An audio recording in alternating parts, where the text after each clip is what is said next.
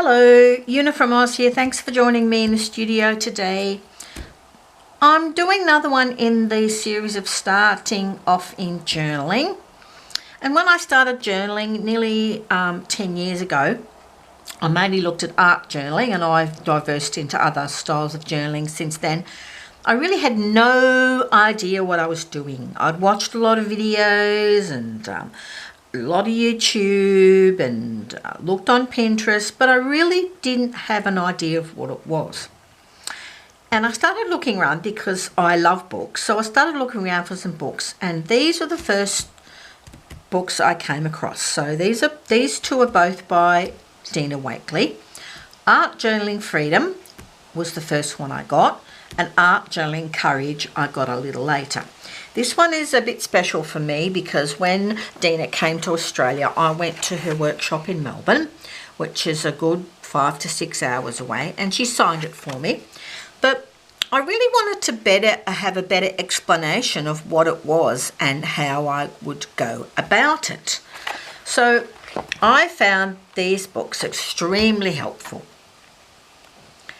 And as you can see, they talk a bit about materials and layout and all that. And then it just goes into what you can do. So you can do your own thing or you can follow along with somebody else.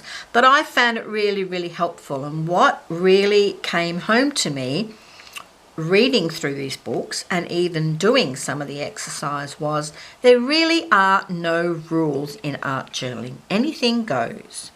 You can use any mediums. You can use anything for collage. You can do your own thing. You can make it up as you go along. You can have it planned out, and you can pretty much use any of the art supplies that are available, and there's a lot. But I found these books particularly helpful because I really didn't know where I was going. I really didn't know where I was starting. And this gave me a better idea of the processes and the step-by-step and what I could do and how to go about it all. So over the years, I have developed the techniques where I have better ideas of how to start and what to put where. So after I got those two, the next one I got was Diane Reevesley's Distinctly Delusional, and it's a guide to art journaling, but this really helped me. It's based on her delusion range, but it really helped me in working out how to start. So once you have an idea of how to do backgrounds, to me that is a really, really good way to start.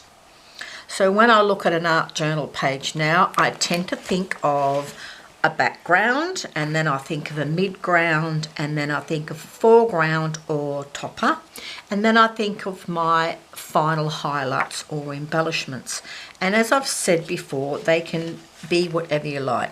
So this was a really good one for me because it talked a lot about journaling, and as you can see there's lots of things you can read, but it gave me an idea of where to start with my backgrounds and how to make them involved or simple or using different colours.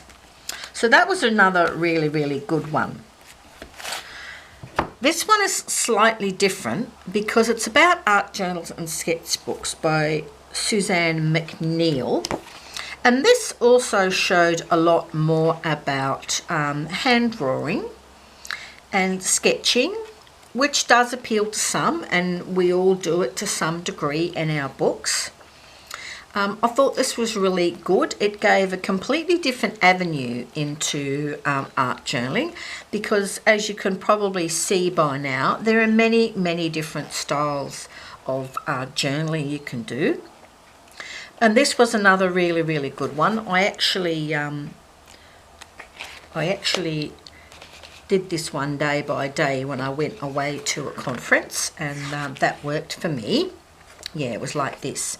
But again, another perspective, different ideas and different ways to start and different things you can do. So again, I found that really helpful.